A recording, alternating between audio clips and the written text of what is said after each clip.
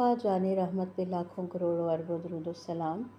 بسم اللہ الرحمن الرحیم۔ السلام علیکم ورحمۃ اللہ وبرکاتہ۔ میری پیاری اسلامی بہنوں اور بھائیوں، اللہ تعالیٰ ہمیں قرآن کریم کو سمجھنے اور اس پر عمل کرنے کی توفیق عطا فرمائے اور ہمارے دلوں کو علم و حکمت سے بھر دے، آمین۔ آئیے آج ہم سورہ آل عمران کی آیت نمبر 48 پڑھتے ہیں۔ ترجمہ: اور اللہ اسے کتاب اور حکمت اور تورات اور انجیل کی تعلیم دے گا۔ تفسیر: یہ آیت عیسیٰ علیہ السلام کے مقام اور علم کے بارے میں ہے۔ اللہ تعالیٰ فرماتا ہے کہ انہیں کتاب علم دین عطا کیا جائے گا، حکمت، دانائی اور سمجھ دی جائے گی، اور انہیں تورات انجیل کا علم بھی دیا جائے گا۔ یعنی حضرت عیسیٰ علیہ السلام کو اللہ نے خاص علم اور ہدایت سے نوازا۔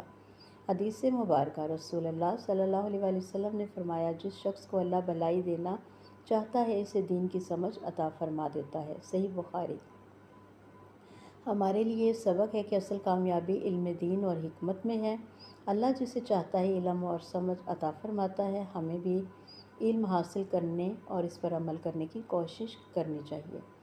دعا ہے رب کریم سے، یا اللہ ہمیں نافع علم اور حکمت عطا فرما، ہمیں قرآن سمجھنے اور اس پر عمل کرنے کی توفیق عطا فرما اور ہمارے دلوں کو اپنے نور سے روشن فرما۔